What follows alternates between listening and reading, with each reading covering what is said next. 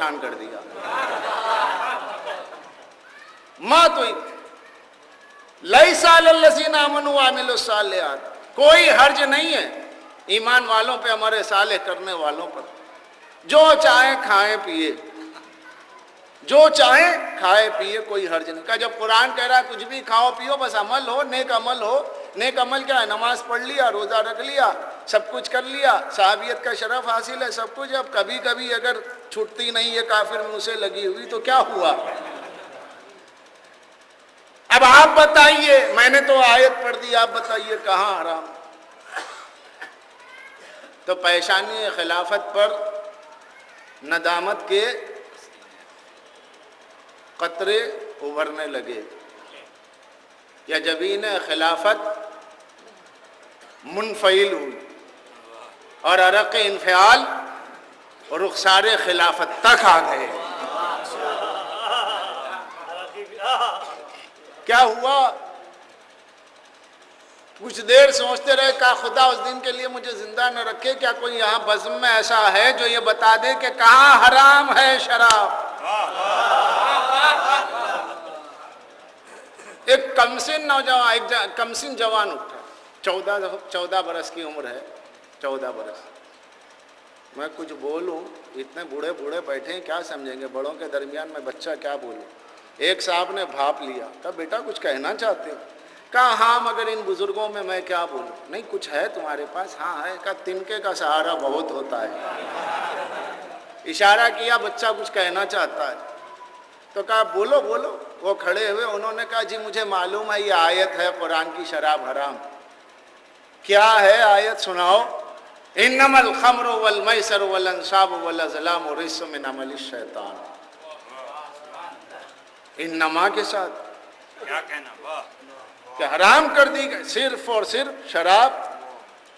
شراب حرام ہے, خمر, جوا, وہ پانسے کے تیر جو بطور جوا کے کھیلے جاتے ہیں, یہ سب عمل شیطان رجس سے نجاست ہے. جیسا یہ سنا, کہا کہ تم تو عبداللہ ابن عباس ہو نا؟ کیا کہنا,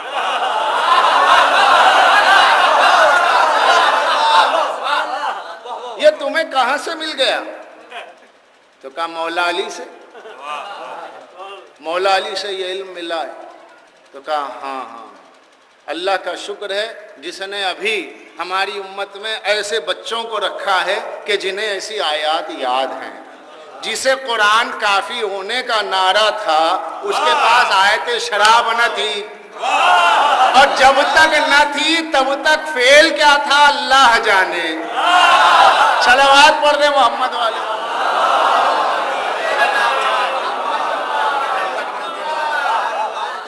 کیا کہنے, واہ واہ واہ. جب طے کرتے ہو شرف تلمس تمہیں حاصل ہے تو تم کیا محسوس کرتے ہو علی کے سامنے بیٹھ کر علم حاصل کرتے ہوئے؟ تم اپنی کیفیت کا اظہار کرو.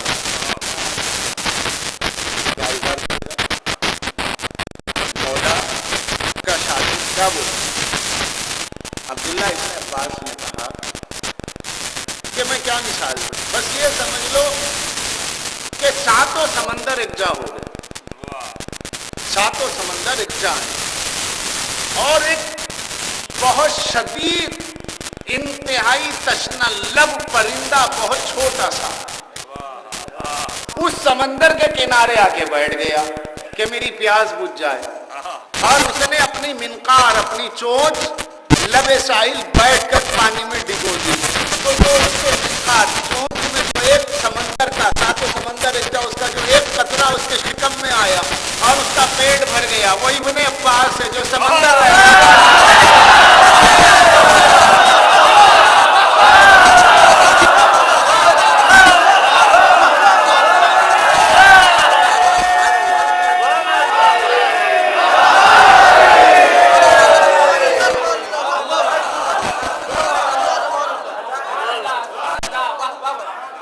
جو سمندر رہ گیا وہ علی باب مدینۃ العلم.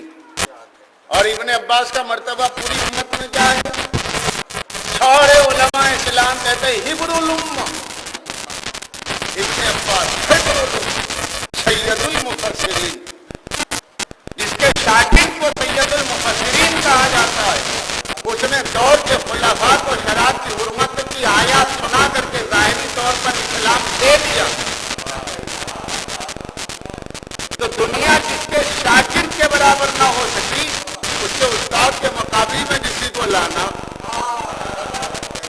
اصل رسوا کرنے کا باعث ہے۔ تو عزیزان گرامی آپ نے غور کیا، یہ ہے قرآن جو بغیر معجز نما کے ظاہر نہیں ہوتا، معجز نما ہے اہل بیت۔ ایسی کئی مثالیں سیاہ ستہ میں میرے سامنے موجود ہے، دامن وقت کی گنجائش نہیں، ورنہ عظمت اہل بیت پہ بہت کچھ پڑھا جا سکتا ہے۔ اور مجھے قرآن اور اہل بیت، میں نے حدیث ثقلین اس لیے پڑھی ہے تاکہ حق زہرا پہ میں روشنی ڈالوں، اور مجلس بھی شہادت سیدہ کی، اور یہ مجالس کا انصراف والوں کو دعوے درانے دکھانے میں حصہ لینے والوں کو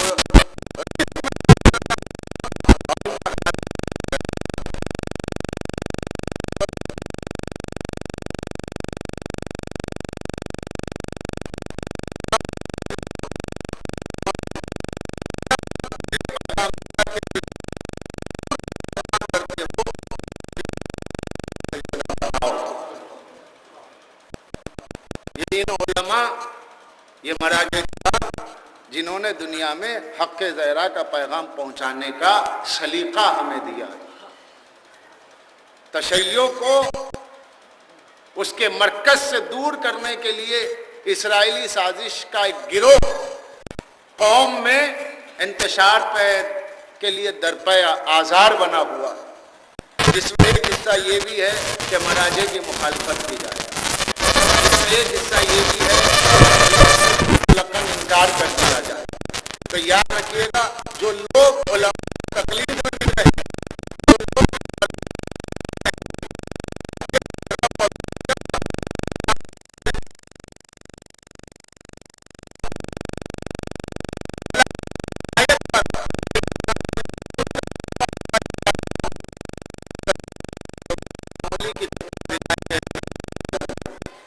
تطہیر پر اشکالات ہوتے ہیں، مضمون پر اشکالات ہوتے ہیں، نجبا کے سوا ازواج بھی ہیں کہ نہیں ہیں، اس بحث میں اگر ہمارے لیے کوئی مفید کتاب ملتی ہے تو سرکار آیت اللہ فاضل لنکرانی کی رویت مبتکرہ آیت تطہیر کتاب ملتی ہے۔ تو ان مراجع کرام اور ان علماء اعظام کی کتابیں مناظرے میں بھی ہمیں مضبوط کرتی ہیں۔ یہ صرف فقہیات کی حد تک محدود نہیں، آیت اللہ یعقوب الدین اور استغار مرجع تقلید ہیں، بصائر کی تفسیر کی فوج سے اس کے اندر مناظرے کا امامت اہل بیت کا بہت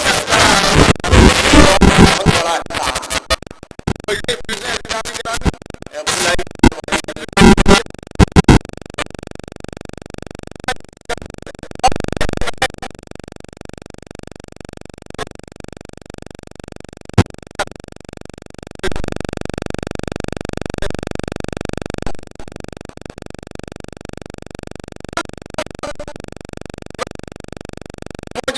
کے بغیر معجزہ نہیں، بغیر قرآن سمجھ میں نہیں آ سکتا۔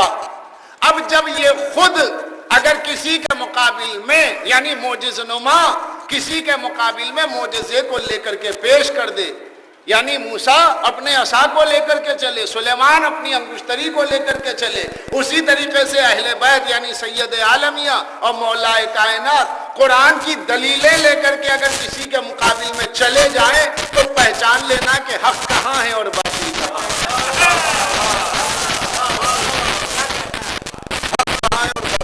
قرآن اور اہل بیت۔ اب اہل بیت سے مراد کیا؟ دو چار اہم جملہ معترضہ کے طور پر، اور جملہ معترضہ بہت اہم ہوتا ہے۔ تسلسل کلام میں اچانک کسی اور موضوع کا درمیان میں ذکر کر کے پھر سابقہ موضوع پہ آ جانا، درمیانی کلام اعتراض یعنی جملہ معترضہ۔ یہ میں آپ سے اس لیے عرض کر رہا ہوں کہ بہت سے لوگ اس غلط فہمی کا شکار ہوتا ہے کہ اگر حریف فکر و نظر کے بینر پر یہ پڑھ لیتے ہیں کہ اہل بیت کانفرنس یا اہل بیت کے فضائل، تو لوگ یہ سمجھتے ہیں کہ لوگ یہ بھی اہل بیت کو مانتے ہیں۔ وہاں سے بھی یہ جواب آتا ہے، ہاں ہم بھی مانتے ہیں۔ یہ بھی بہت عام ہے۔ بھائی رضی متوجہ پہلے ہو گئے ہیں بھی، اگر مانتے سبھی ہیں تو بھی کی ضرورت کیا ہے؟ اب اہل بیت لکھا ہوا ہے. مثلا مثال دے رہا ہوں, کیوں ٹی وی پہ آپ نے دیکھا یا کہیں سی ڈی دیکھی, طاہر القادری صاحب بڑے اہل بیت کے فضائل پڑھ رہے ہیں, اہل بیت کے فضائل, اہل بیت کے فضائل. آپ نے یہ سمجھا کہ یہ صرف پنجتن کی بات ہے. پنجتن کے فضائل پڑھتے پڑھتے پڑھتے انہوں نے کہا اس میں ازواج بھی ہیں بلکہ اصحاب بھی ہیں. ارے یہ کہاں سے کرے گا؟ یہ دیکھو یہ کتاب ہے, یہ کتاب ہے, اپنے گھر کی کتابیں پیش کی, لفظ اہل بیت قائم رہ گیا لیکن معنی میں تحریف کر دی, تحریف معنی. خمسہ نجبہ کے بجائے دوسروں کو شامل کر دیا. تو یاد رکھیے جب غیر اہل بیت کہے گا تو اس میں ازواج کو شامل کر کے کہے گا. یا جب اہل بیت کہتے ہیں تو خاصاً کہتے ہیں, کیونکہ یہ بلا فصل ہر جگہ ہے. اہل بیت کا تو بلا فصل اہل بیت ہے بغیر شرکت ازواج کے. ازواج میں جس کا جو مقام ہے اپنی جگہ پر ہے. ازواج کہتے ہی ہم خاص بیوی کو مقام, ہمارا ذہن خاص بیوی کی طرف نہیں ہوتا. لوگ ازواج کہہ کر ایک بیوی کا ذکر کرتے ہیں. صحابہ 1,24,000, مگر صحابہ کہتے ہی تبادل ذہنی مخالفین کا صرف 3 اصحاب پر چلا جاتا ہے, جبکہ صحابہ بہت ہیں. تو اہل بیت کا لفظ جب کبھی مخالف استعمال کرے گا, جب کبھی مخالف استعمال کرے گا, چاہے دیوبندی ہو, بریلوی ہو, جو ہو, تو وہاں اہل بیت میں ازواج کو شامل کیے بغیر مخالف اہل بیت کا لفظ کا معنی کا تصور ہی نہیں کرتا. جیسے لفظ مولا, ہم نے کہا علی مولا, انہوں نے بھی کہا علی مولا. پوری کتاب غدیر پر طاہر القادری صاحب, اور وہاں بھی نعرہ ہوتا ہے, نعرے علی خوب ہوتا ہے, خوب ہوتا ہے, یہاں بھی ہوتا ہے. ہم سب کا مولا علی, علی وہاں بھی مولا علی بول رہے, یہ بھی مولا علی بول رہے. پھر فرق کیا ہے؟ جب وہ مولا بولیں گے تو ان مولا سے پوچھنا مولا کے معنی, بولے مددگار محبوب. مولا کے معنی حاکم کا وہ شیعہ لیتے ہیں. مولا کے معنی حاکم ہے مگر یہ خاص معنی شیعہ لیتے ہیں. تو جب شیعہ مولا علی بولے گا تو اپنے حاکم اور آقا کے معنی میں لے گا کہ ہمارا مولا علی ہمارا آقا ہے, مولا علی ہمارا حاکم ہے. مگر غیر جب مولا علی کہے گا تو اس کے معنی لے گا کہ مولا محبوب ہے, مددگار ہے, حاکم ہے مگر چوتھے. سارا مسئلہ یہی ختم ہوتا ہے, ساری بات مکمل ہو جاتی ہے, کمپلیٹ. مگر اگر مگر لیکن چونکہ حق میں سلسلے رائے حق میں ساری بات ہو گئی, مگر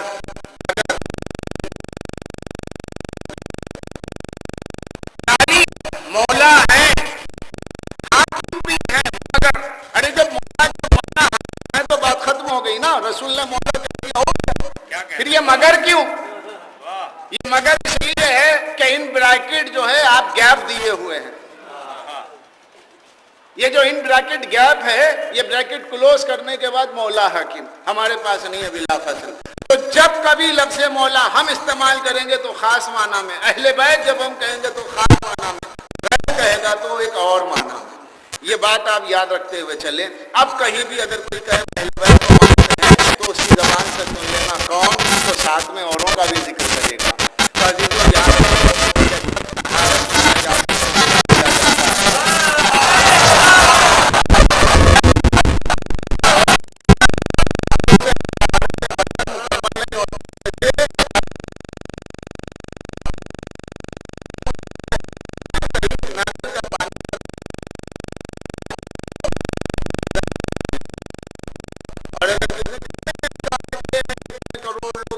اگر تھوڑا بہت نرمی آ جائے تو بری بات نہیں ہے. تو اتنا آب زمزم ہے, اس میں بچے کا اتنا پیشاب کا خطرہ گر گیا, کیا ہوگا؟ کسب نجیس, کیوں اتنا سا قطرہ سب کو نجیس کر رہا, سارے پانی کو نجیس کر رہا. لا تلبسوا الحق بالباطل, قرآن نے کہا حق کو باطل سے مت ملاؤ.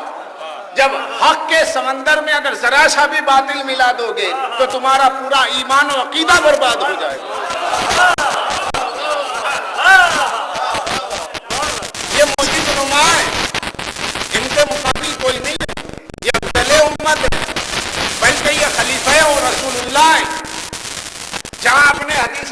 الثقلین یوں سنی انی تارکم فیکم الثقلین، وہاں پر مسند احمد ابن حنبل میں جلد نمبر 5 میں حدیث نمبر 21,911 پر ریکارڈ ہو رہا ہے، لکھ بھی لیجیے۔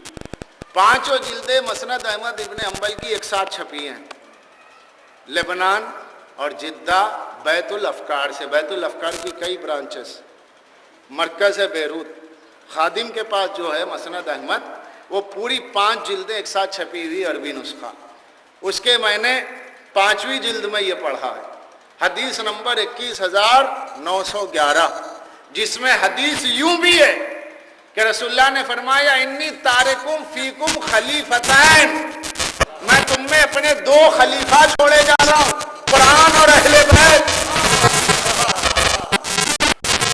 انی تارکم فیکم خلیفتین، میں تم میں 2 خلیفہ چھوڑے جا رہا ہوں، ایک کتاب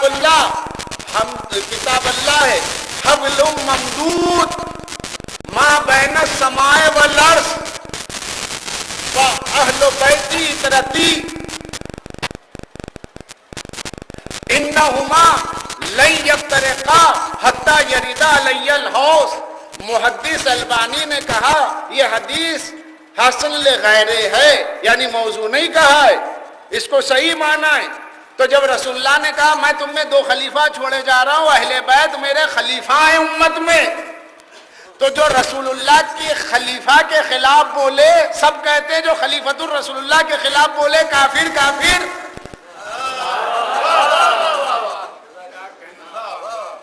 بھائی میں سوتی بھی مجید پڑھتا بھی نہیں ہے، مختصری پڑھوں گا، جاگتے سنیے جاگتے، اور طالب داد بھی ہو کر کے پڑھتا ہوں۔ میں نے آج تک کی مجالس میں کہیں بھی طالب داد میں ہوا نہیں، لیکن میں اپنا موضوع پڑھتا ہوں، مضمون پڑھتا ہوں، کبھی کبھی خاموشی بھی داد بن جاتی ہے، تو معلوم ہوتا ہے کہ مضمون ایسا ہے کہ یہاں خاموش سننا ہی چاہیے۔ جہاں عقل کو اپیل کرنے والی بات ہے آدمی خاموشی سے داد دے گا، جہاں جذبات کو اپیل کرنے والی ہے وہاں کوئی جذبات۔ تو یہ جو حدیث ہے میں تم میں 2 خلیفہ چھوڑے جا رہا ہوں، ایک قرآن اور اہل بیت۔ اہل بیت رسول کے خلیفہ، اب جو خلیفۃ الرسول کے خلاف بولے وہ کافر۔ لوگوں سے پوچھا گیا شیعہ کیوں کافر؟ کہا اس لیے کہ خلیفہ کے خلاف بولتے ہیں۔ تو حدیث مسند احمد ابن حنبل ہے کہ رسول کی خلافت کا نام اہل بیت ہے۔ کیا کہنے؟ نہیں، یہ حدیث غلط ہے۔ میرے پاس کتاب کا حاشیہ موجود ہے، محدث البانی جانتے ہیں، انہوں نے لکھا حاشیے میں یہ حدیث صحیح ہے۔ اور مسند احمد ابن حنبل کے بارے میں یہ میں حوالے اس لیے دیتا ہوں کہ میں جہاں جاتا ہوں دیکھتا ہوں ریکارڈ ہوتا ہے، تو شاید سننے والوں میں اگر مخالف بھی ہے تو وہ بھی سنیں، تحقیق کریں، جہاں ادھر کی سن رہے ہیں وہاں ہماری بھی سنیے۔ دنیا کی عدالتوں کا تقاضا ہوتا ہے کہ جب کسی کو ملزم بنا کر کے کٹہرے میں کھڑا کرتے ہیں تو جج بھی کہتا ہے صفائی میں کچھ کہنا ہے، جب تک صفائی سن نہیں لی جاتی اس وقت تک جرم ثابت نہیں ہوتا۔ لوگ ہمارے بارے میں کچھ سنتے ہی نہیں، ہمیں کافر کافر کہتے ہیں۔ بھائی یہی تو ہے وکیل صاحب، ہوتا کیا ہے، صفائی دینی ہے تو اس کے بعد تو ہے، تو جب ہم صفائی دے رہے ہیں کہ بھئی ہماری بھی تو سنیے، ہماری بات بھی سنیے، اگر کہیں غلط ہو تو ہمارا دامن پکڑ لیجیے، ہماری زبان۔ لیکن جب کہہ رہے ہیں اور دلیل کی بنیاد پہ کہہ رہے ہیں، دلیل بولے گے تو دلیل ہو۔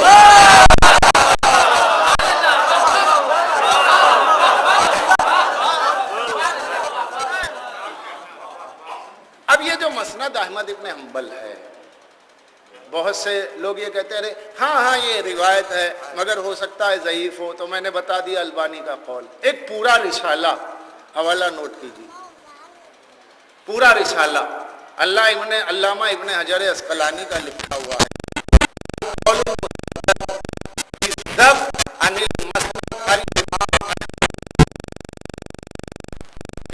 نام کیا ہے؟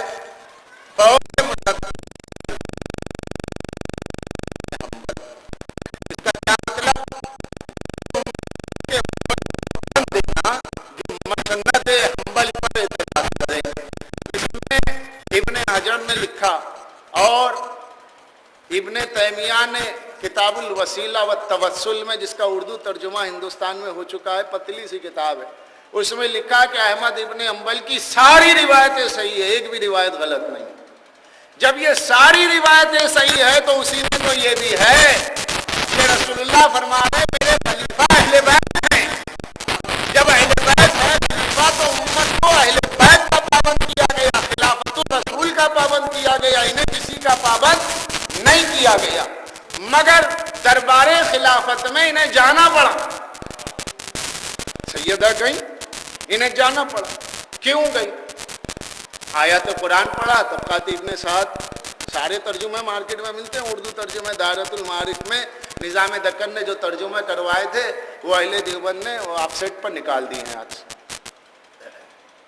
طبقات ابن سعد میں موجود ہے کہ سید عالمیہ نے آیات قرآن پڑھ کر کے اپنے حق کو بتایا کہ میراث انبیاء تقسیم نہیں ہوگی۔ وَوَرِثَ سُلَيْمَانَ داؤد، سورہ نمل کی 21ویں آیت پڑھی، سورہ مریم کی 6 آیت پڑھی، یرثنی و یرث من آل یعقوب۔ زکریا نے کہا کہ پالنے والے ایسا بیٹا دے کہ جو میرا اور آل یعقوب کا وارث ہو۔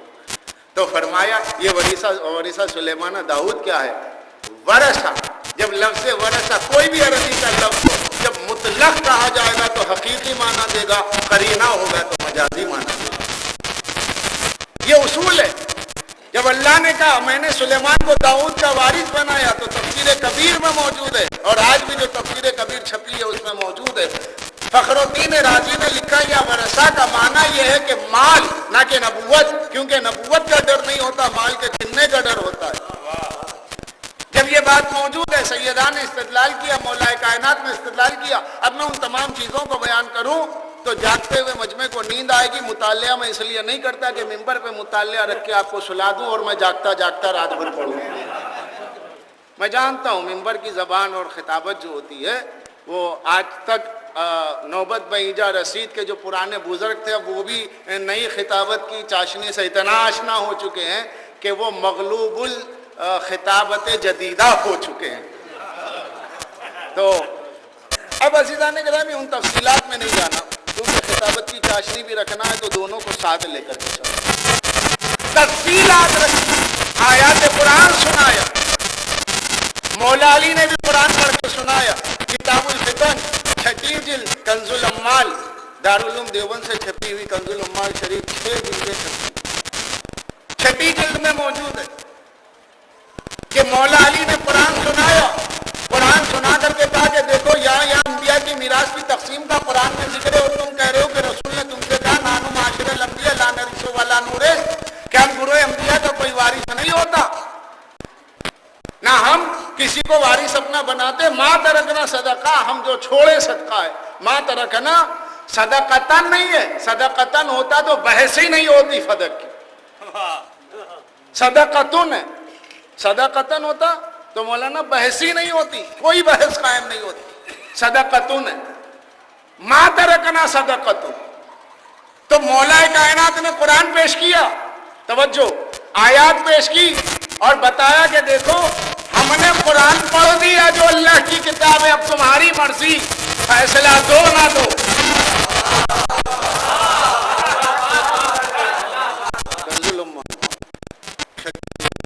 کتاب الفتن بہت غور سے سننا، سمجھ میں نہ آئے پوچھ لینا، یہاں سے مولانا محفوظ بھائی سے لے لینا یا مولانا مصطفیٰ اسلامی صاحب اور دیگر ہمارے طلباء دوست احباب ان سے مل جائے۔ کہیں سمجھ میں نہیں آئے حوالے کی ضرورت پڑے پوچھ لینا۔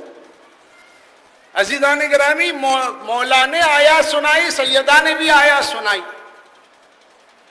خلافت مآب نے کیا کہا کہ میں اپنے فیصلے پہ باقی ہوں، میں نے رسول سے یہی سنا ہے۔ شیخ عبدالحق محدث دہلوی مدارج النبوت میں جلد 2 میں اختر شاہ جہاں پوری کا ترجمہ ہے، وہ یہ لکھتے ہیں کہ سیدہ نے کہا کہ عجیب بات ہے، یہ بات تو بابا کو مجھے بتانی چاہیے تھی کیونکہ میں وارث ہوں نہ کہ تم۔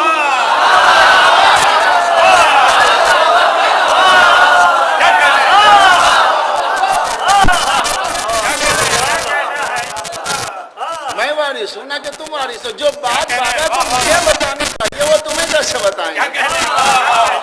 اب وہ بتائیں گی بھی تو خلاف قرآن نہیں یا معاملہ کیا مشکل ہو گیا کہ نانو معاشرت انبیاء کسی کو وارث نہیں بناتے، نہ وارث کسی کے ہوتے. کیا پھنس گیا؟ اس لیے کہ اگر یہ کہتے کہ یہ رسول اللہ کی خصوصیت ہے، شاید کوئی موقع ملتا، اب وہ انبیاء میں کوئی وارث نہیں ہوتا تو سارا قرآن موجود ہے ورثے انبیاء پر. اور اگر ما ترکنا صدقتن کہتے تو بھی بچ جاتے. سرکار شیخ مفید نے کتاب المناظرات میں اسے لکھا. اسی کو علامہ سید محمد علیہ الرحمٰن نے تان الرما میں لکھا. ممکن ہے تان الرما یہاں کی لائبریری میں موجود ہو. مناظرات شیخ مفید تو شاید ہوگی. اسی بات کو قاسم نانوتوی دارالعلوم دیوبند کے فاؤنڈر بنیاد گزار نے اپنی کتاب آب حیات میں لکھا.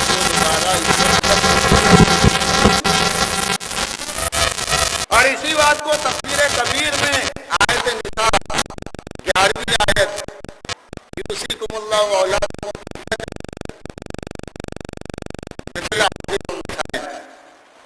اس آیت کی تفسیر الموضوع فخر الدین رازی نے بھی اسے لکھا ہے. سارے حوالے نوٹ کہ شیخ مفید علیہ الرحمہ کہتے ہیں کہ ہم شیعہ اس پہ بھی راضی ہو جاتے. ہمیں بدگمانی فوری کسی سے ہم نہیں کرتے، کیونکہ اہل بیت کا کسی کو مخالف کہنا کوئی آسان بات نہیں ہے.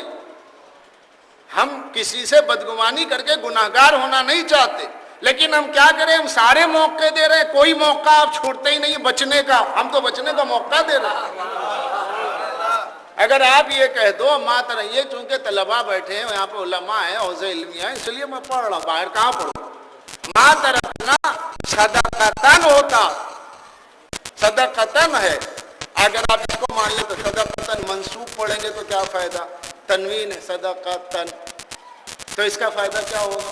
اس کا فائدہ یہ ہوگا کہ رسول اللہ نے اپنا جو صدقہ چھوڑا ہے اس میں انہوں نے کسی کو وارث نہیں بنایا. جو بطور صدقہ کے میراث کے نہیں، جو بطور صدقہ کے نافلہ چھوڑا ہے اس میں کسی کو وارث نہیں بنایا تو صحیح ہے، کیونکہ خلاف قرآن نہیں. اور اگر میراث سے متعلق ہے اور صدقتن ہی صحیح ہے تو پھر آپ بھی جھوٹے، آپ کا رہبر بھی جھوٹا، کیونکہ آیت قرآن کے خلاف ہے. اب چاہے منصوب پڑھ کے بچ جاؤ یا مرفوع پڑھ کے پھنس جاؤ، دونوں میں آپ کو اختیار ہے. مگر قاسم نانوتوی صاحب نے جو دیوبند کے بنیاد گزار ہیں، ظاہر ہے کہ مخالفین کے بہت بڑے عالم ہیں، انہوں نے آب حیات میں لکھا ہم اسی کو مانتے، مرفوع ہی پڑھیں گے اور ہم کسی راستے کی کوئی بات ماننے کی تیار نہیں ہے. ہم بھی سچے، ہمارا رہبر ہمارا خلیفہ بھی سچا. ٹھیک ہے، اس کا فیصلہ قیامت میں ہوگا. کون کس کی طرف ہے؟ نبی کی آل سچی ہے کہ مسلمانوں کے خلیفہ سچے؟ یہ دونوں باتیں. اب یہاں غور کیجیے گا، فخر الدین رازی نے دلیل قائم کا. دیکھیے شیعہ یہ کہتے ہیں وہ ورثہ سلیمان داؤد، شیعہ یہ کہتے ہیں، بڑی چالاکی کی. شیعہ نہیں کہتے، یہ تو سیدہ نے کہا ہے. شیعہ نہیں کہتے، یہ تو مولا علی نے کہا ہے. چلو اس بات کو ہم بھی قبول کرتے ہیں کہ اگر مولا علی اور سیدہ کا کہا شیعہ کہتے ہیں، اس لیے آپ کہتے ہیں کہ اہل بیت سے نسبت دینے کی کیا ضرورت ہے؟ جو اہل بیت نے کہا وہی شیعہ کہتے ہیں. انہی معنی میں اگر آپ کہہ رہے ہیں کہ شیعہ کہتے ہیں تو بالکل صحیح کہتے ہیں کہ شیعہ یہ کہتے ہیں. شیعہ نہیں، مولا علی نے کہا، سید عالمیہ نے کہا، دونوں نے دلیلیں پیش کی. اب میں دست ادب چھوڑ ہاتھ مولا کے آگے دست ادب جوڑ دیتا ہوں مولا، کیونکہ ظاہر ہے یہ دو چار جملے جو میری راتوں کی مطالعات کی قربانی میں گزری وہ آپ پر گراں گزر جاتی ہے کہ ارے حوالہ کتنا نوٹ کیا جائے. لیکن آئیے تھوڑا خطابت کی طرف موڑ لیں کہ بی بی میری جان آپ پہ قربان، میں دست ادب جوڑ کے پوچھوں یہ بتائیے کہ آپ کو علم نہیں تھا کہ آپ کو حق نہیں ملے گا؟ شیعوں میں تم سے پوچھوں کیا مالکنی کو پتہ نہیں تھا، مولا کو پتہ نہیں تھا حق نہیں ملے گا؟ اگر یہ کہہ دو کہ پتہ تھا پھر بھی گئے تو معصوم فعل عبث نہیں کرتا. اور اگر پتہ نہیں تھا معاذ اللہ ایک لمحے کے لیے ان کے لیے عدم علم مانو تو کفر ہو جائے. معصوم کے لیے ایک لمحہ جہل کا نہیں, ایک لمحہ معصوم پر جہل کا نہیں گزرتا, ایک لمحہ معصوم کا فعل ابس نہیں ہوتا. معلوم نہیں تھا اور گئے تو معلوم رکھ کر کیوں گئے, بیکار فعل ابس. یہی ہے اسرار امامت. کیوں گئے؟ یہ اس لیے گئے. بڑی توجہ, میری پوری تقریر کا خاتمہ ہے تتمہ بالخیر. یہ گئے کیوں؟ یہ گئے اس لیے کہ پورے مسلمانوں نے, مکہ و مدینہ کے مسلمانوں کے درمیان میں اس خبر نے گشت کر لیا تھا, اس خبر کو گشت کروا دیا گیا تھا کہ رسول اللہ نے دوات و قلم مانگا تو امتی نے یہ کہا کہ قرآن کافی ہے, حسبنا کتاب اللہ, ہمیں قرآن کی ضرورت ہے اور کسی چیز کی ضرورت نہیں ہے, وہی مکمل ہو گئی. تو یہ بات سارے مکہ و مدینہ میں پھیل گئی تھی. تو سیدہ اب تو گئی ہے بعنوان فدق.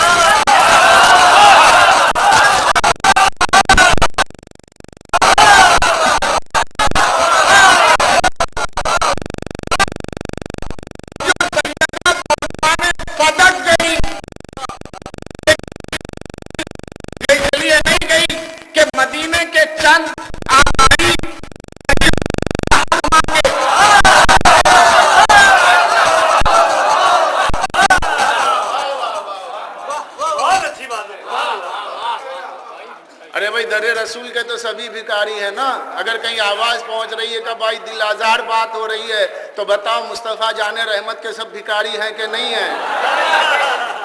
جب سب ان کے بھکاری ہیں تو انہی کی بیٹی تو شہزادی ہوگی, باقی سب تو بھکاری ہی کہے جائیں گے نا.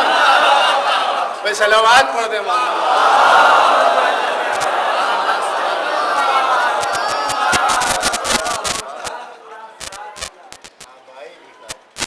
اگر یہ گئی بعنوان فدق, معلوم ہے علم امامت ہے, عصمت مطلقہ کی شہزادی, کشور عصمت کے شہریار حیدر کرار,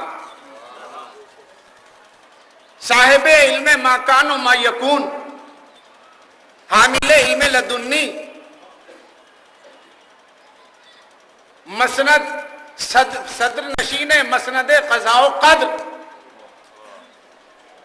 انہیں سب پتا.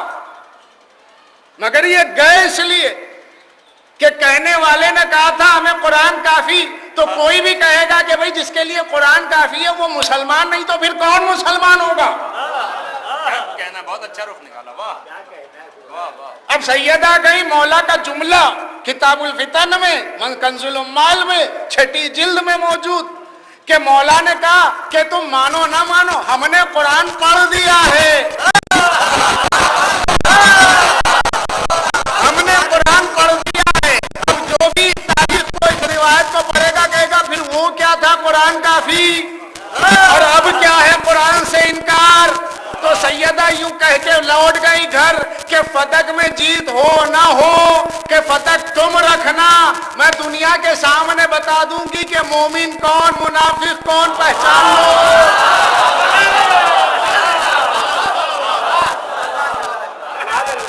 انکار.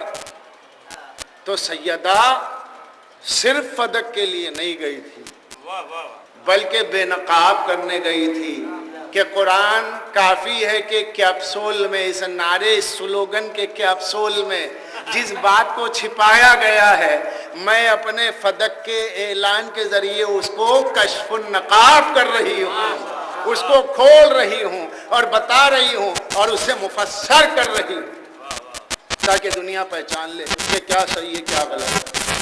اور اب بھی کسی کی سمجھ میں نہ آئے تو پھر ہمیں سمجھانی ہوگی, یا تو انگلشوں میں آ کے سمجھ لو یا تو ہمیں بلا لو یا خود آ جاؤ. قیامت میں بچنے کا کوئی چھٹکارے کا کہیں سے کوئی ہم گنجائش نہیں دیں گے. قیامت مر کے پالنے والے ہمیں کیا معلوم تھا, ہمیں یہ فدق کیا معلوم تھا, بی بی زہرا کا حق ہمیں تو کچھ نہیں پتا. اللہ کے نبی نے جو تعلیم نماز اور روزہ کی دی اسی پہ چلتے رہے, گھر میں ایک بستر تھا وہی لے کے باندھ کے باہر گھومتے رہے. ہمیں ہمیں کیا پتا تھا, ہم تو تیرے دین کے خاطر ہم نے تیری مسجدوں کو مسافر خانہ بنا دیا. وہاں سوال ہوگا, خبر نہیں تھی کیا دنیا میں مجلس حسین نہیں ہوتی تھی؟ کیا وہ حق کے زیادہ نہیں؟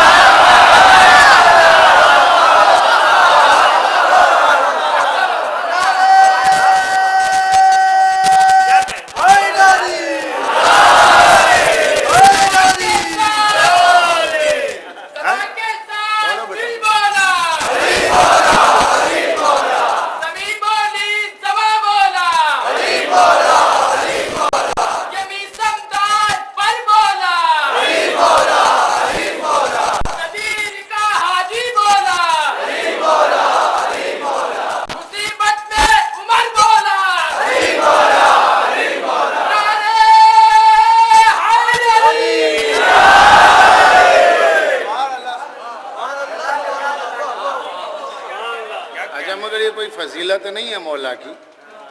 ابھی ہمارے چھوٹے بھائی نے, کمسن بھائی نے ایک نعرہ لگایا, مصیبت میں فلاں مولا. تو اب یہ بولنے سے پبلک یہ نہ سمجھے کہ اچھا وہ بھی بولے علی علی.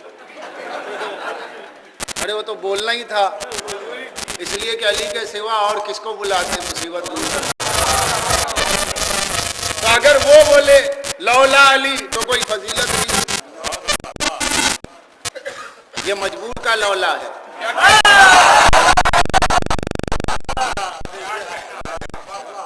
تو ادنا کبھی تعریف کرے کوئی یہ نہیں. مثلا یہاں دیکھنا پڑے, ارے سبحان اللہ, تو لوگ کہہ رہے واہ میں نے تعریف کی مولانا کی. تو وہ تعریف کرنے والے کا تو اپنی جگہ پر ہے, لیکن جو اس تعریف کو تعریف سمجھے, لوگ کہیں گے میاں کیا ہو گیا, ہوش کے ناخن لو. وہ جناب ہے, وہ بچہ ہے, کمسین ہے, پڑھنے والا, وہ تعریف کر رہے اور تم مان رہے ہو. تعریف وہ کرے جو ان سے بڑا ہو, جو ان سے بہتر ہو علم میں, تو اس کا کیا. اور یہ بیچارے جو 16 موٹے موٹے مسائل نہیں جانتے تھے اسلام کے, تیمم کا مسئلہ نہیں معلوم کروا تھا, سورہ بقرہ 12 برس میں, یہ ساری چیزیں. تو مولا کے لیے کر کے لولا علی, اگر علی نہ ہوتے مولا تو کوئی فضیلت نہیں. اس لیے کہ عزیزو یہ بھی ہے کہ 70 مرتبہ کا عربی میں لفظ 70 کثرت کے لیے, ایسا نہیں کہ گننے کے لیے, کثرت.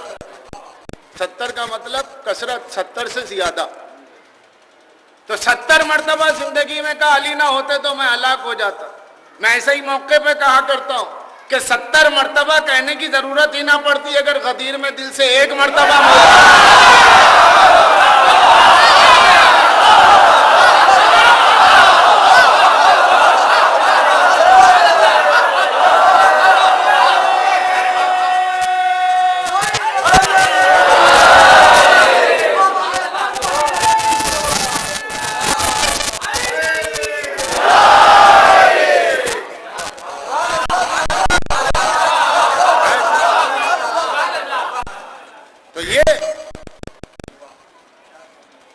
اداکار, کسی اداکار کے لولا سے, ریاکار کے لولا سے. مولا کی فضل, ایک فلم ایکٹر آ گیا, مسلمانوں کی مسجد میں ٹھہر کے اللہ اکبر, شوٹنگ ہو رہی, ارے یہ بھی نماز پڑھ رہے, نماز ہے وہ, اس کو آپ نمازی بولیں گے؟ وہ شوٹنگ ہو رہی ہے, وہ اپنے مسائل سیاست کو حل کروانے کے لیے لولا علی, یہ شوٹنگ ہو رہی ہے.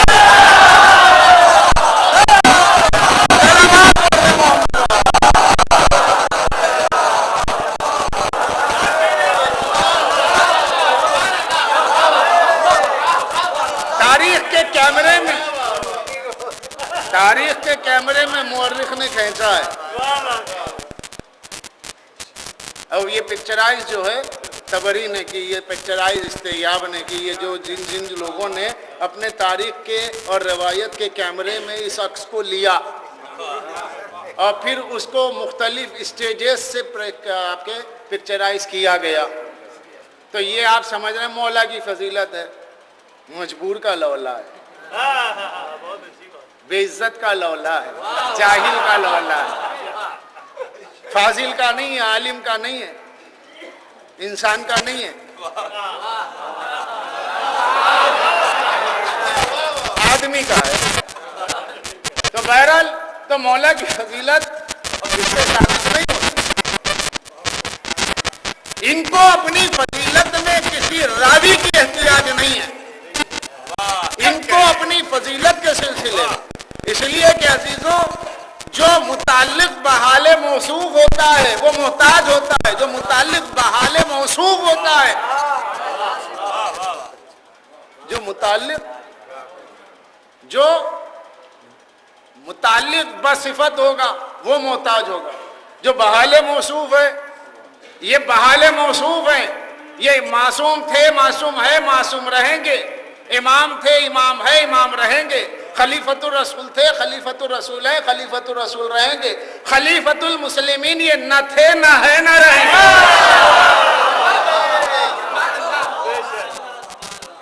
مسلمانوں کے خلیفہ اور رسول اللہ کے خلیفہ اور.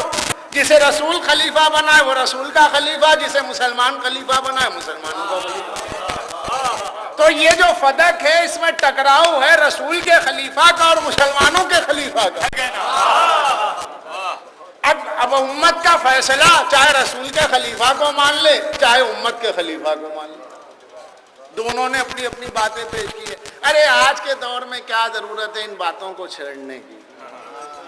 اب نہ یہ رہے نہ وہ رہے, اجی آپ کے نہیں رہے ہمارے ہیں.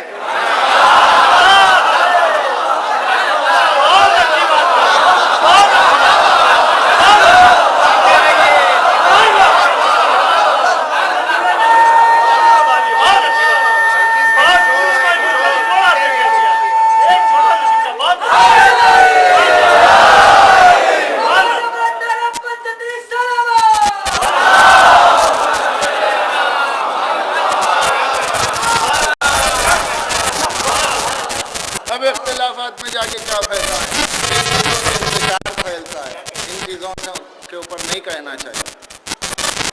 ایک بات ہے نا, ادھر قرآن پڑھا جا رہا ہے, ادھر روایت سنائی جا رہی ہے. ایک طرف روایت والا گروہ ہے, ایک طرف آیت والا گروہ ہے, ایک طرف معصوم ہے, ایک طرف غیر معصوم ہے, ایک طرف جبر والے, ایک طرف ظالم, ایک طرف مظلوم. دین کس سے لوگے, نمازیں کس سے لوگے, ظالم سے کہ مظلوم سے. قرآن کی تفسیریں کس سے لوگے. اگر دونوں کے درمیان نہیں بولنا ہے, کدھر بھی ہونا نہیں ہے, تو کدھر بھی ہوئے بغیر آپ رہے بھی تو نہیں سکتے. ہمیں کہیں نہ بولنا, ہمیں بیچ میں نہیں جانا. اچھا نہیں جائیں گے تو چھوڑ دو دونوں کو. مگر یہ بتاؤ جو شیخین کو چھوڑے وہ کافر ثابت نہیں ہے, نہیں ہے, نہیں ہے. لیکن جو ثقلین کو چھوڑے وہ کافر تھا, ہے اور رہے گا. اب اس میں بھی ایسا نہیں ہے کہ میں جوش خطابت میں ہوش حقیقت سے گم ہو رہا ہوں. نہیں نہیں نہیں, خطابت کا جوش, حقیقت کا ہوش دونوں باقی ہے. جس نے بھی لکھا کہ فلاں فلاں خلیفہ کو جو خلیفہ نہ مانے کافر, اسی گروہ کے بڑے بڑے علماء نے کہا انکار خلافت کفر نہیں ہے. شیعوں کو کافر کہنے میں بڑے گروہ کا آپس میں اختلاف ہوا علماء کا. جن لوگوں نے کہا انکار خلافت فلاں فلاں شیخین کی خلافت کا انکار کرنے کی وجہ سے شیعہ کافر ہیں, تو جنہوں نے کافر کہا ان کے مقابل ان سے بڑے علماء نے کہا شیعہ اس بنیاد پہ کافر نہیں ہے. بہت اچھی بات. مگر قرآن اور اہل بیت کے انکار کرنے والے کو خارج دین سب نے مانا. تحفہ اثنا عشریہ گلی گلی نگر نگر شہر شہر بکتی ہے. جو کتاب اتنی رسوا ہو چکی ہے, جس کے کم سے کم 40 جوابات دیے گئے, جس کے ہر چیپٹر کے جواب میں جلدیں لکھ دی گئیں, مگر بے غیرتی سے اسی کو چھاپا جاتا ہے, بانٹا جاتا ہے. تو اب کتنے جوابات دیے جائیں. اس تحفے میں بھی شاہ صاحب نے وہ خواجہ نصر اللہ کابلی کی کتاب کو اپنے نام سے چھپا دیا انہوں نے, اور اس کے چیپٹر نمبر 4 باب نمبر 4 میں لکھا, جو ابھی بھی اردو میں ملتی ہے, لے لینا, پڑھ لینا اور رکھ لینا, یا کم سے کم زیراکس. وہ لکھتے ہیں کہ جو قرآن اور اہل بیت کی اطاعت نہ کرے, قرآن اور اہل بیت کا انکار کرے, وہ خارج از دین ہے. یہ شاہ صاحب کی تحفہ میں موجود ہے. جو قرآن اور اہل بیت ثقلین کو چھوڑنے والا دین سے خارج ہے، ثقلین کو چھوڑنے والا دین سے خارج ہے، مگر شیخین کو چھوڑنے والا دین سے خارج نہیں ہے۔ ادھر انہوں نے بات مکمل کر دی تو اب سیدہ نے قرآن سنایا، بزم رسول میں اہل بیت کا انکار، بعد رسول قرآن کا انکار، نہ قرآن کے نہ اہل بیت کے، تو بقول صاحب تحفہ کے کیا ہوئے؟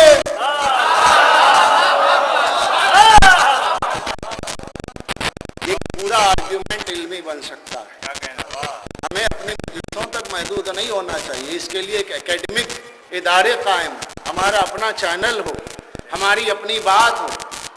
ہم کہتے رہے بھائی وہ نائک نے یہ کہہ رہا، وہ کہہ رہا، وہ اس کا اپنا چینل ہے، وہ اپنے پیس چینل پہ کہہ رہا ہے، اپنی قوم سے کہہ رہا ہے، اس کا اپنا چینل ہے۔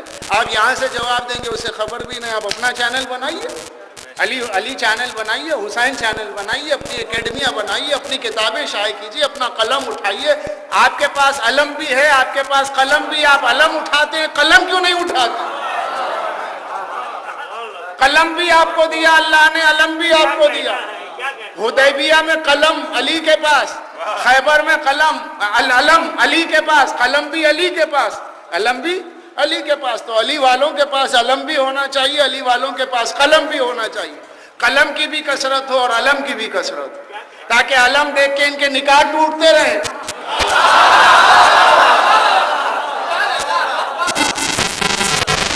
اور قلم اٹھانے سے ان کی روح کانپتی رہے کہ نہیں ابھی ان کے پاس قلم ملتا ہے۔ بہت سی کتابیں آئی اب کے سال 2 سال میں، ساری جماعتوں نے مل کے لکھا، بلکہ مقابلہ چل رہا ہے اس وقت، اہل حدیث، دیوبندی، بریلی، تینوں۔ شروع سے تو ہے ہی تینوں سے دشمنی، پھر 3 میدان میں، دیوبندی، بریلوی، اہل حدیث، تینوں مل کر کتابیں لکھ رہے شیعت کے خلاف۔ احسان الہی ظہیر کی 5 کتابیں اہل حدیث نے شائع کی اور مسلسل کر رہے۔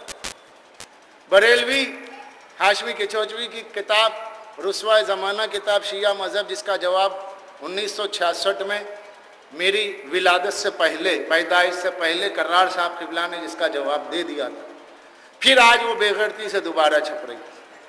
دارالمبلغین لکھنؤ میں 15 کتابیں شیعت کے خلاف، ادھر بریلی سے شیعت کے خلاف کتابیں جلال الدین امجدی کی، اور سب اس میں کہہ رہے ہیں کہ نہیں بھائی اب کوئی شیعہ جواب نہیں دے رہا۔ ادھر دیوبند سے محاضرات شیعت تازہ کتاب آئی، تب حالانکہ کچھ نئی چیزیں ہیں، باقی سب نیا جام اور پرانی شراب ہے۔ چونکہ شراب ہمارے پاس نجیس ہے، اس لیے ہم اس کا تبادلہ نہیں کرتے ہیں، تو لوگ کہہ رہے ہیں جواب نہیں دیتے۔ تو ان میں کوئی دوستدار اہل بیت، یہ فدق کے حق کو جو مانے وہی اہل بیت والا ہے۔ فضائل اہل بیت کوئی لاکھ پڑے، اگر حق زہرا کو نہیں مانتا ہے تو وہ علی والا ہے ہی نہیں۔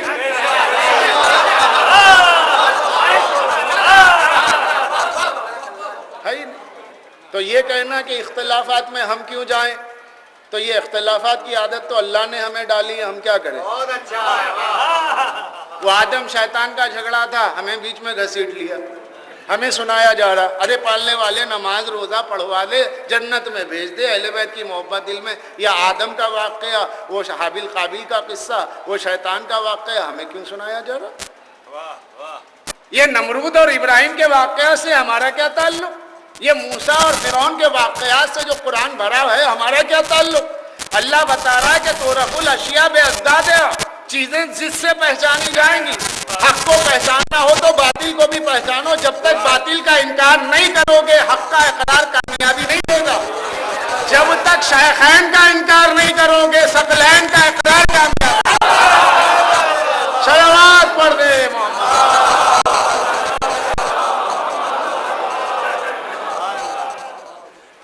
ہو گئی مجلس، بات تمام پہنچ گئی۔ یہ قصہ لطیف ابھی نہ تمام، جو کچھ کہا گیا ہے وہ آغاز باب ہے، کیونکہ آنے والے ذاکرین اور بھی پڑھتے رہیں، صبح قیامت تک پڑھتے رہیں۔ اور قسم خدا کی میں مبالغے سے نہیں کہہ رہا ہوں، اور اہل بیت کے حق میں تو مبالغہ ہے نہ غلو ہے۔ انہوں نے صاف کہہ دیا ہے کہ تم ہمیں خدا مت کہو، معبود کہے بغیر جو بھی کہو گے بہت کم کہو گے۔ اگر اس زمین سے پوچھا جائے، اس فرش سے پوچھا جائے، اس منبر کے عرشہ اول کی عظمت بیان کر، فرش کہے گا زبان بے زبانی میں کہ میں اس زینہ آخر کی ابتدا سے واقف ہوں تو زینہ عرش کی ابتدا کو میں کہاں سے پہچانوں؟ میں تو اسی کی ابتدا سے واقف ہوں جو عرش آخر نچلا زینہ ہے۔ تو عزیزو جیسے یہ فرش اس زینت اول کی تمہید بھی بیان نہیں کر سکتا، انہیں معرفت بیان نہیں کر سکتا، ویسے ہم خاکی، عاصی، عاجز، ہیچ مداں بندے اللہ کے اولیاء کی، اہل بیت اطہار کی عظمت و تعریف کہاں سے بیان کر سکتے ہیں؟ ہم نہیں کر سکتے۔ اور دامن وقت میں اللہ گنجائش دے دے، صبح قیامت تک میں پڑھتا رہوں، صبح یوم النشور تک، شور اسرافیل پھونکے جانے تک میں پڑھتا رہوں، اللہ طاقت دے دے اور آپ کو سننے کی دے دے، نہ بھوک لگے، نہ پیاس لگے، نہ کچھ ہو۔ ولایت حیدر کرار اور فضائل اہل بیت اطہار کا ایسا روحانی نشہ ہو کہ لب کوثر تک نہ اترے، تب تک وقت مجھے بولنے کا، آپ کو وقت تب تک سننے کا مل جائے، تب بھی طبیعت سیر نہیں ہوگی، اور تب بھی اہل بیت کے فضائل کا حق ادا نہیں ہو سکتا، کیونکہ ہم ہیں اور اہل بیت ہے۔ گویا ہم ممکن ہے، گویا وہ واجب ہے ہمارے مقابل، ہیں بھی مگر واجب بالغیر ہے۔ تو عزیزان گرامی، یہ اہل بیت کا حق خوب پہچانیے، اسے عام کیجیے، اپنی حد تک محدود نہ رہیے، دوسروں سے گفتگو کیجیے، اور جہاں طبیعت میں آپ پائیے گا کہ سنجیدہ طبیعت ہے، ان کو راہ کی کوشش کیجیے۔ اہل بیت فرماتے جس نے ایک شخص کو امر اہل بیت سنا کر ہمارے امر کو زندہ کیا، اس نے پوری انسانیت کو زندگی دے دی۔ اور عقیدے پہ مضبوط رہیے، آپ مضبوط ہو تو نسلیں محفوظ رہیں گے۔ صرف فضائل اہل بیت نہ سنائیے، اہل بیت کے دشمن کیا ہیں وہ بھی بتائیے۔ اگر چاہتے ہیں کہ اپنی نسلیں محفوظ ہوں، چاہتے ہیں کہ اپنی بچیاں محفوظ رہیں اپنے عقیدے پہ، اپنے گھر میں ان کی شادیاں ہوں، باہر نہ ہونے پائے دوسروں کے پاس، تو انہیں عقیدوں میں مضبوط کیجیے۔ انہیں اہل بیت کے دشمن بتائیے کیسے تھے، قابل نفرت تھے۔ اس لیے کہ صرف ارے نہیں فضائل پڑھیے، یہ کیا لگا رکھا ہے ان کے بارے میں، اسی کے لیے تو حقیقت ہے۔ فضائل اگر پڑھنے کی بات ہے تو درگاہ والے کچھ کم نہیں پڑھتے، وہ بھی وہی پڑھتے، مگر ہم میں اور ان میں یہی فرق ہے، وہ اہل بیت کے دشمن پہ لعنت نہیں کرتے، ہم کرتے ہیں۔ تو ہمارا مذہبی تشخص اہل بیت کے دشمنوں سے اظہار بیزارگی، اور کیوں نہ ہم ان سے نفرت کریں جن کے لیے ہمارے پانچوں امام فرما رہے ہیں کہ صبح قیامت تک اللہ اہل بیت کے نسل میں جتنی مصیبتیں ہیں، ان ساری مصیبتوں کے ذمہ دار وہ اشخاص ہیں جنہوں نے ہماری دادی کا حق غصب کیا۔ شیعہ ہے تو ان سے نفرت کرے گا، چاہے شیعہ جیسا ہو، گنہگار ہو، نیکوکار ہو، کچھ بھی ہے، مگر اہل بیت کے دشمن کا روادار نہیں ہو سکتا، کیونکہ اہل بیت کے دشمن سے رواداری سے بڑا گناہ کچھ نہیں ہے، اس سے بڑا گناہ ہو ہی نہیں سکتا۔ اس سارے گناہ چھوٹے موٹے، ہر گناہ کوئی وہ نہیں، اللہ کی رحمتوں کے آگے سب معاف، شرک سے بڑھ کے نہیں۔ اور اہل بیت کے دشمن سے جتنی رواداری ہوگی اتنا اہل بیت کی طرف سے محبت میں کمی کا ثبوت ہوگا۔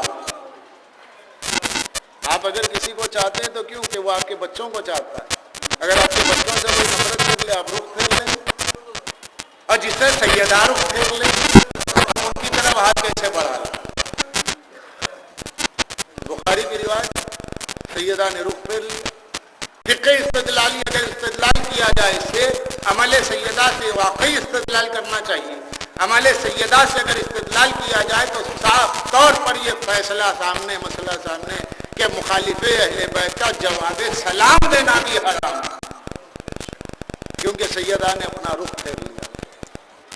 عوام الناس سے میری بات نہیں، عوام تو بیچاری بولی بھالی ہوتی ہے، لیکن جو بڑے بڑے لوگ واقف ہیں اور حق ظاہرہ کو چھپاتے ہیں تو ان سے کوئی رواداری نہیں ہو سکتی۔ ان سے کیا رواداری؟ آپ دیکھیں دو بھائی آپس میں جھگڑا جائیداد کا ہو گیا، ایک بھائی کی نسل دوسرے بھائی کی نسل سے نہیں ملتی، کہا کہ نہیں چچا سے جھگڑا ہے، خاندانی وہ ختم ہو گیا، ہمارا کوئی تعلق نہیں۔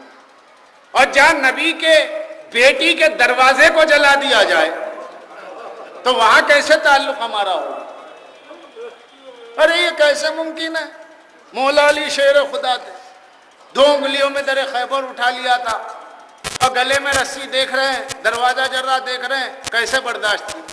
یہی تو کمال علی ہے۔ تمہارا صبر تمہاری مجبوری ہے، علی کا صبر علی کا اختیار ہے۔ مصائب میں فضائل کا گوشہ ہے، علی کا صبر علی کا اختیار ہے۔ آپ سے کہا جائے خدا نہ خواستہ آپ کا گھر جل گیا، دوسرے سے آپ کہیں گے بھائی صبر کیجیے، کیونکہ آپ کچھ کر ہی نہیں سکتے۔ خدا نہ خواستہ کسی کہا کہ آپ کے والد کا انتقال ہو گیا، کیا کریں گے؟ زندہ کر لیں گے؟ نہیں، اختیار نہیں ہے صبر۔ تو یہ صبر کیا ہے؟ مجبوری ہے۔ ہمارے لیے لفظ صبر مجبوری ہے، ان کے لیے لفظ صبر اختیار ہے۔ وہ چاہے ٹھوکر مار دے مردہ زندہ ہو جائے۔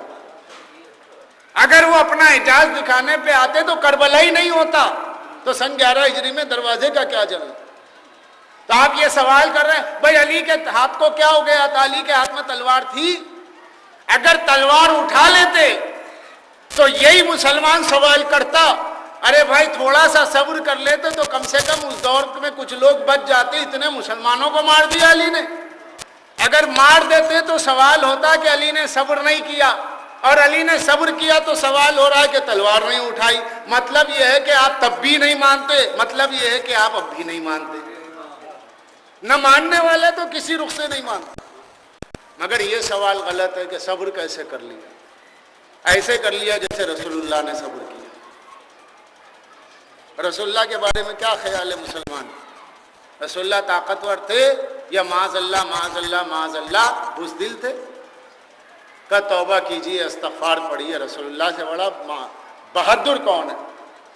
تو کیا سرکار دو عالم کے جسم مقدس پر حالت نماز میں وجلی نہیں ڈالی گئی، کانٹے نہیں بچھائے گئے، پتھر نہیں مارے گئے؟ تو کیا رسول اللہ نے جوابی پتھر مارا؟ جس نے پتھر مارا الحر بالحر والانثى بالانثى، قرآن ہے، تھپڑ کا جواب تھپڑ سے۔ تو کیوں نہیں دیا رسول اللہ نے جواب؟ خاموش رہے؟ تو کیا یہ رسول اللہ کی کمزوری ہے؟ نہیں، بلکہ یہ رسول اللہ کا صبر ہے۔ اسی طریقے سے مولا علی کا صبر ہے، وہاں دین کو بچانا تھا، رسول کو مشن نبوت آگے بڑھانا تھا، پتھر کھایا پتھر مارا نہیں، گالی سنی گالی دی نہیں، کیونکہ نبوت کو آگے بڑھانا تھا، اللہ کے اسلام کو آگے بڑھانا تھا، وہاں آگے بڑھانا تھا، یہاں بچانا تھا۔ بچائے اور رسم گدے میں منظور ہے۔ ارے صاحب یہ سب کچھ تو ہو سکتا ہے، مگر کسی کی ناموس پہ حملہ ہو جائے، گھر جلایا جائے، دروازہ گرایا جائے، بچہ شکم مادر میں شہید ہو اور کچھ نہ کرے، یہ کیسا صبر ہے؟ سمجھ میں نہیں آیا۔ ممکن ہے مخالفین کے ان اعتراضات کو پڑھ کے کچھ مومنین کے دماغ میں بھی اس طرح کے وسوسے آنے لگے کہ بات سمجھ میں نہیں آتی، مگر میں سمجھا دیتا ہوں۔ علی کے در سے بھیک لے کر جہاں ان سے مانگتے ہو نا دنیا مولا میرا پیسہ بڑھ جائے، کاروبار بڑھ جائے، بیٹا دے دو، بیٹی دے دو، روزگار دے دو، جس دنیا کو علی نے 3 طلاق دی ہے وہی دنیا ہم علی سے مانگ رہے ہیں۔ ان سے ان کا حق پڑھنے کا سلیقہ مانگو کہ مولا آپ کا حق بیانی کی، آپ کا حق کو پڑھنے کی توفیق دیجیے، مولا اتمام حجت خوارج پہ کرنے کی توفیق دیجیے۔ تو کیسے مولا نے صبر کیا؟ مسائل ہی تو پڑھ رہا ہوں۔ شکم مادر میں بچے کا شہادت کا دیکھنا، مدینہ بھرا ہے، اتنا بڑا خاندان بنی ہاشم، قبیلے بنی ہاشم، اور علی تنہا۔ اس کا جواب یاد رکھنا، کمسین اور ہمسین دونوں یاد رکھیں۔ مسلمان یہ کہتے ہیں، عالم اسلام کا یہ دعویٰ ہے کہ صاحب رسول اللہ کی 4 بیٹیاں تھیں، ہم کہتے ہیں 1 بیٹی۔ کا پہلی بیٹی کون؟ انہوں نے کہا حضرت زینب، یہ بنت رسول اللہ ہے۔ ہم کہتے ہیں ہیں مگر پالی ہوئی ہے، صلب رسالت سے نہیں ہے، بطن حضرت خدیجہ سے پالی ہوئی ہے، لے پالک ربیبہ۔ اور ہمارے پاس اس کے ثبوت ہے، کیوں؟ آیت تصویر میں یہ نہیں ہے، مباحلے میں یہ نہیں ہے، کہیں ان کے فضائل نہیں ہے، صحاح ستہ میں ان کا نام و نشان نہیں، اس لیے یہ پالی ہوئی بیٹی۔ ان پالی ہوئی بیٹیوں میں جو بڑی بیٹی زینب ہے، رسول اللہ کی پالی ہوئی بڑی بیٹی زینب، جس کو لوگ سگی بیٹی سمجھتے ہیں اور ہماری روایات میں اور ان کی کتابوں سے جو ہم ثابت کرتے ہیں لے پالک ہے، ربیبہ ہے، وہ بیٹی مکے میں رہ گئی، رسول اللہ مدینہ آ گئے۔ ابیلاس سے شادی ہو چکی تھی۔ ابیلاس کا بیٹا زینب کے شکم میں تھا۔ جب وہ آ رہی تھی مدینہ اونٹ پر بیٹھ کر، تو ایک شقی آگے بڑھا اور اس نے اونٹ پر نیزے سے حملے کیے، اتنے حملے کیے کہ زینب اونٹ سے گری، رسول اللہ کی پالی ہوئی بیٹی، اور اونٹ سے جیسے ہی پہاڑ پر گری ہے اور بچہ پیٹ میں شہید ہو گیا۔ اس عالم میں وہ بیٹی مدینہ آئی اور 1-2 سال میں اس کا انتقال ہو گیا۔ رسول اللہ کو جب یہ ساری روداد معلوم ہوئی، انہوں نے صبر کیا، نہ تلوار اٹھائی، نہ فوج اکٹھا کی، نہ حملہ کیا۔ قاتل کا پتہ بھی معلوم تھا، گھر بھی معلوم تھا، نام بھی معلوم تھا، سب کچھ معلوم تھا، مگر رسول اللہ نے صبر کیا۔ تو جیسے رسول اللہ نے اپنی اس پالی ہوئی بیٹی کے شکم مادر میں بچے کی شہادت پر صبر کر کے قاتل سے انتقام نہیں لیا، فی الفور اللہ پہ چھوڑ دیا، اسی طریقے سے مولا کائنات نے سیرت النبی پہ عمل کرتے ہوئے نبی کی سگی بیٹی سید عالمیہ پر ظلم کے خلاف صبر کیا، اور شہزادی نے بددعا کر کے اظہار برات کیا، کوئی انتقام نہیں لیا۔ اگر یہ بزدلی ہے تو وہاں رسول اللہ کی سیرت کو کیا کہو گے؟ اور اگر وہ رسول کا صبر تھا تو یہ بھی علی کا صبر ہے، کیونکہ یہ ایک گھرانہ ہے، ایک عصمت ہے، ایک نورانیت ہے، ایک شہامت ہے، ایک جلالت ہے، ایک سیادت ہے، ایک نجابت ہے، ایک قیادت ہے، اور ایک گھر ہے، ایک ہی گھرانہ ہے، اور دونوں بھائی ہیں، انا علی و من نور واحد، لہذا دونوں کی صورتوں پہ اعتراض نہیں ہو سکتا۔ اس لیے جناب سیدہ کے سلسلے میں یہ جو ظلم کا واقعہ ہے، اس کے ماننے سے جناب امیر پر کسی قسم کی بزدلی کا الزام عائد نہیں ہو سکتا۔ یہ تفصیل میں نے اس لیے پڑھی کہ طاہر القادری نے یہی کہا اور اس کا یہی جواب ہے۔ اب یہ جو دروازہ جلا، اب وہ ساری روداد آپ کو پتا ہے، میں پوری مکمل شہادت پڑھنے کے موقف میں نہیں، اور یہ وہ شہادت عظمیٰ ہے کہ اس کو پڑھنے کا مطلب اس کا حق ادا کرنا۔ یہ مصائب وہ ہیں سیدہ کے کہ اس کے بہت سے گوشے ایسے ہیں کہ جس کے پڑھتے ہوئے دم نکل جائے، پڑھنے کی ہمت چاہیے، سن لے تو سن کر بیٹھنے کی ہمت چاہیے۔ پہلے عظمت سیدہ کیا ہے اگر سمجھ لے آدمی، پھر اس کے بعد ظلم کو دیکھے تو اس کے بعد حق کے گریہ ادا نہیں ہوگا۔ اور اگر خاموشی سے ہم مصائب سن لیں، اگر آنسوؤں کی خوراک جاری نہ ہو، عزیزان گرامی حق کے گریہ ادا نہیں ہوگا تو پھر فائدہ کیا ہوگا؟ بس اتنا سن لیجئے کہ دروازے میں شہزادی اس طریقے سے پیس گئی کہ علامہ مجلسی نے لکھا اسرا ناصیرہ کہ گویا پسلیاں نچوڑ دی گئیں، اور 18 برس کے سن میں کمر پہ ہاتھ رکھ کے چلا کر دی تھی۔ کبھی دل چاہتا تو ہوگا کہ اپنے چھوٹے لال حسین کو گلے سے لگاؤں اور ایک ہاتھ سے اسے کھانا کھلاؤں، تو جب ایک ہاتھ سے کھانا کھلاتی دوسرے ہاتھ سے پیار کرنا چاہتی تو پہلو کا درد اتنا شدت کا ہوتا تو پکڑ کے رہ جاتی۔ شہزادی زینب دیکھ کے کہتی، ہائے میری ماں کے سن کی عورتیں بازار بھی جاتی ہیں، دوسروں کے گھر بھی جاتی ہیں، رشتہ داروں میں بھی جاتی ہے، ایک میری اماں، ارے جس سے کھڑا نہیں ہو جاتا۔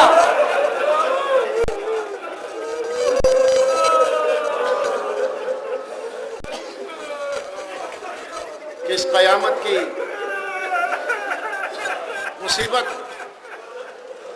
اور اس کے بعد بس شہزادی نے اتنا کہا ابو الحسن کو چھوڑ دو ورنہ میں اپنے بال کھول دوں گی، ادھر کہا ادھر مسجد نبوی کی دیواریں بلند۔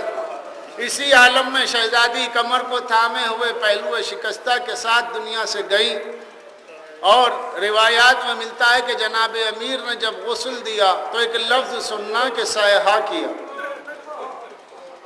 سیحہ، سیحہ کسے کہتے ہیں جانتے ہیں نا آپ؟ سیحہ ایک ہے سرا چیخنا، پکارنا زور سے. ایک ہے صیحہ. صیحہ اس آواز کو کہتے ہیں جو شدت درد سے آواز نکلنا چاہتی ہو لیکن آپ ضبط باندھ کر کے اسے روکنا چاہتے ہو, لیکن جب ضبط ٹوٹ جائے تو بے ارادہ جو آواز سینے سے نکل جائے اس کو کہتے ہیں صیحہ. اس سے زیادہ تشریح میں نہیں کر سکتا. اس کو کہتے ہیں صیحہ. جناب امیر جب غسل دے رہے تھے مالکنی کو, شہزادی کونین کو, اس نشان پہ نظر پڑی تو ضبط نہ کر سکے, سینے کا بند توڑ کے وہ آواز بے اختیار نکلی. ایک چنگھاڑ تھی کہ جس کو سن کر کے بوذر و سلمان کانپ گئے, مولا کے قدموں میں آ گئے. اے مشکل کشا, اے یتیموں کے دستگیر, اے غریبوں کے والی, ارے آپ صیحہ کریں گے تو مدینے کے غریبوں کا کیا ہوگا؟ کیا فرمایا سلمان و بوذر سے؟ اے میرے چاہنے والوں, ارے جو میں نے دیکھا خدا کسی دشمن کو نہ دکھائے. ارے بی بی چلتی کس مشکل سے تھی, اب سمجھ میں آیا کہ پسلیاں چور ہو گئی تھی. یہ شدت درد ہے. یہ قرآن اور حدیث کو پیش کرنے کی ظالم نے سزا دی تھی کہ ہمیں قرآن سنایا جائے. اس لیے سیدہ نے وصیت کی تھی میرے جنازے میں کوئی نہ آئے. مولا نے ایک زخم دیکھا, دیکھ کر کے چیخ مارے. بس عزیزو, ابھی آخری جملہ کہ وصیت کی کوئی نہ آئے, کوئی نہ آئے. شیخ عباس قمی بیت الاحزان میں لکھتے ہیں مولا نے قبر بنائی, صرف ایک قبر نہیں کئی قبریں بنی. ایک روایت کہیں ملتی ہے 40 قبریں. یہ قبریں زیادہ کیوں بنائی؟ اس لیے کہ مسلمانوں کا گروہ یہ چاہتا تھا کہ یہ جو ہم پہ داغ لگا ہے کہ ہم رسول کے دفن میں بھی نہیں تھے, اب بطول کے دفن میں بھی نہیں رہیں گے, تو آنے والی نسلیں ہمیں مسلمان کیسے مانیں گی؟ لہذا چلو چلتے ہیں, نبش قبر کریں گے, لاشیں کو قبر سے احتراماً نکالیں گے, احتراماً نماز پڑھ کے دفنا دیں گے تاکہ ہم سے داغ دھل جائے کہ ہم رسول کے جنازے میں نہ تھے تو کم سے کم بطول کے جنازے میں تھے. مگر بطول نے وصیت کر دی تھی جنازے میں نہ آنا. میرے مولا نے قبریں زیادہ بنائی تاکہ قبروں کے درمیان میں سیدہ کی قبر کا پردہ ہو جائے. لیکن جب ظالم پہنچ گئے,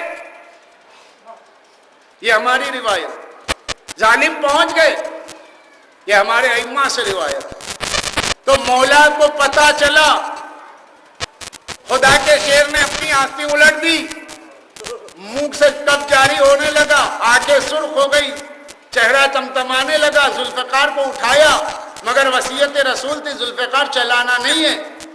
شدت غیظ میں آپ نے ذوالفقار کو اٹھایا تو ایک انچ ذوالفقار کھلی. اب اس کے بعد میں جو چہرہ آئے ہوئے مجمع نے دیکھا تو اندازہ لگا لیا کہ یہ خیبر و خندق کی جلالت کا پیکر نظر آ رہا ہے. مولا نے کہا کہ عرب کی کسی ماں نے اگر بچے کو پیدا کیا ہے تو میرے ناموس کی قبر تک آ کے بتائے, ابھی علی زندہ ہے. جتنا آیا ہوا مجمع تھا واپس چلا گیا کہ جان بچانا واجب ہے, قبر بچانا واجب نہیں ہے. چلے گئے لوگ. میں کہوں یا علی مبارک ہو کہ آپ کی زوجہ کی قبر کو بھی کسی نے ہاتھ نہیں لگایا. مولا کیونکہ وارث زندہ ہے, جس کے وارث کے ہاتھ کھلے ہوتے ہیں اس کی ناموس کی قبر کو بھی کوئی ہاتھ نہیں لگاتا. لیکن آئے کربلا, سید سجاد کے ہاتھ بندے, بیویاں خیموں سے نکلی ہوئی ہے اور قیامت برپا ہے. علی اصغر کی قبر کو کھودا جا رہا ہے. وسيعلم الذين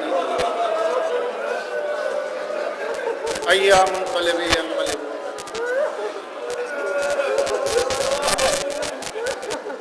پالنے والے ذکر ادا کو قبول فرما, ہمیں کوئی غم نہ دے بجز غم حسین. جب تک زندہ ہے تیری توحید خالص پر, سرکار دو عالم کے ختم نبوت کے عقیدے پر, ائمہ تحریر کی امامت کے عقیدے پر زندہ رہے.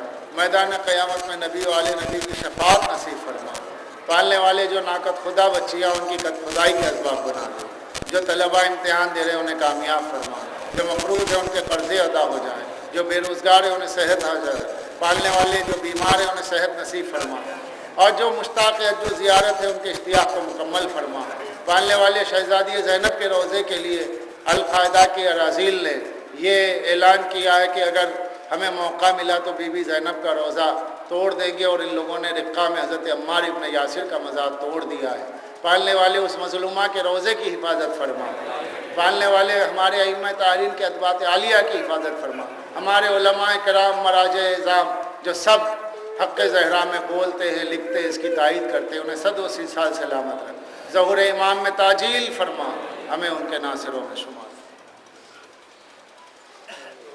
ہو گیا میری آنکھوں کے مدینے میں اجالا ہو گیا، میرا گھر شبیر کا عاشور خانہ ہو گیا، میری آنکھوں کے مدینے میں اجالا ہو گیا، میری آواز جامعہ میں طلباء کرام تک پہنچ رہی ہوگی، مجھے گزارش ہے جو حال میں جنت تشریف فرما ہے ختم کرنا، مجھے گزارش ہے کہ جلد سے جلد فرش ادب تشریف لے آئیں، مجلس کا آغاز ہو چکا ہے، بڑا بڑا اور اس میں سوال پڑھتے ہوئے جناب بولتے ہیں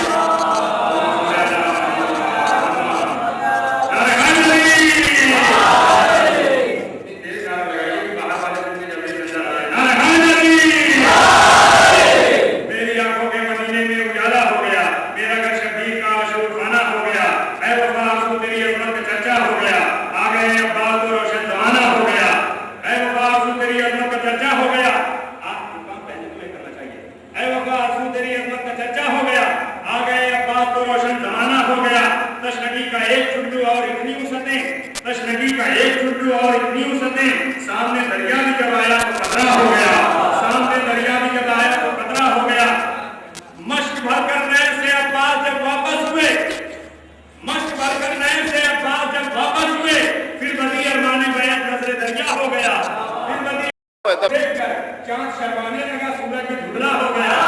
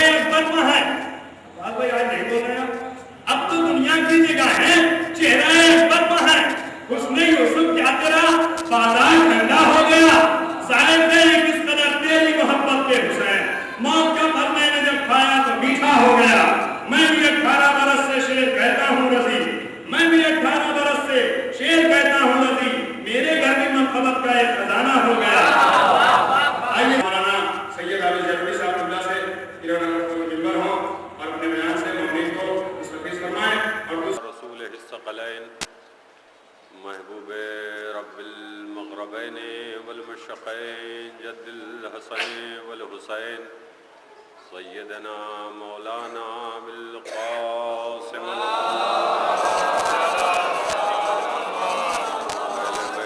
तय्यबीन अत्ताहिरीन अल-मअसूमीन व मुनकिर फ़ज़ाइलिहिम व मुनकिर मसाइबिहिम व मुनकिर अतशिहिम अजमईन मिन यौमिना हाज़ा इला यौमिद्दीन। अम्मा बाद फ़क़द क़ाल रसूलुल्लाह सल्लल्लाहु अलैहि वआलिहि वसल्लम बिस्मिल्लाहिर्रहमानिर्रहीम फ़ातिमतु बज़तु मिन्नी सलावत।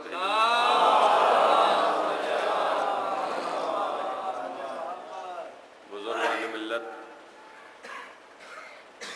व सोगवारान शहज़ादी कौनैन खातून जन्नत दुख्तर मुस्तफ़ा हमसर मुर्तज़ा मादर मुश्तबा शहज़ादी जनाब फ़ातिमतुज़ ज़हरा सलवातुल्लाह।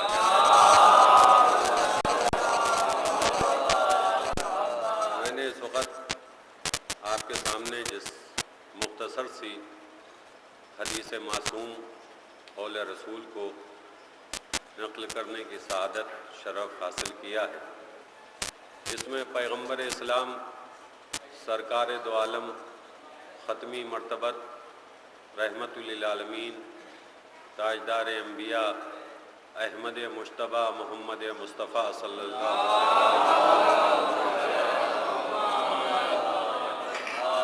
अपनी चहीती और इकलौती बेटी के लिए इरशाद फरमा रहे हैं, फ़ातिमा मेरा जुज़ है, फ़ातिमा मेरे दिल का टुकड़ा। दुश्मना ने शहज़ादी कौनैन ये एतराज़ करता नज़र आता है कि अगर मोहम्मद अपनी बेटी को हद से ज़्यादा चाहते थे तो इसमें कौन सी ख़ास बात है, इसलिए कि अल्लाह ने हर बाप का दिल, उस दिल में हर बेटी की मोहब्बत रखी, हर माँ के दिल में बेटे की मोहब्बत ज़्यादा रखी। बाप के सीने में जो दिल पैदा किया बनाया अल्लाह ने, उसमें बेटी की दुख्तर की मोहब्बत ज़्यादा रखी। तो अगर रसूल अकरम अपनी बेटी फ़ातिमा को चाहते थे तो उसमें हैरत की क्या बात है। सिर्फ मोहम्मद अपनी बेटी को चाहते ही नहीं थे बल्कि फजीलत और अहमियत के साथ चाहते थे। मोहम्मद रिश्ते के नाते फ़ातिमा को नहीं चाहते थे, फजीलत के तहत चाहते थे। इंशाअल्लाह बात आगे वजाहत करूँगा। मोहम्मद सिर्फ रिश्ते के तहत फ़ातिमा को नहीं चाहते थे, जैसे गैर मासूम बाप गैर मासूमा बेटी को चाहता है, जैसे हम अपनी बेटी से मोहब्बत करते हैं, जैसे आप अपनी बेटी से मोहब्बत करते हैं। हरगिज़ मोहम्मद इस तरह फ़ातिमा से मोहब्बत नहीं करते थे, बल्कि कहीं पर रिश्ते के तहत फ़ातिमा को दुख्तर समझते थे और कहीं उम्मे अबीहा भी मानते थे। एक सलावात भेजे मोहम्मद व आले मोहम्मद।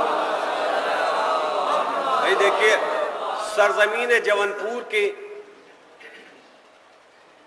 तमाम वो सामईन, वो मौलाई, वो शहदाई, वो शहजादी कौनैन की कनीज़ों के फर्जंद तशरीफ़ फरमा हैं अज़ादार की शक्ल में, कि मैं ज़्यादा वजाहत नहीं करूँगा, दामन वक्त में भी गुंजाइश नहीं है, मगरिब से पहले 2 मजलिसें होना है, और मैं 4 किताबें पढ़ने के बाद अल्लामा होने का दावा नहीं करता, इसलिए कि इल्म वो चीज़ है, इल्म वो शय है, इल्म वो नेमत है कि जिसके लिए नबी ने खुद इरशाद फरमाया है कि गहवारे से लेके लहद तक भी इल्म हासिल किया जाए तो कम है।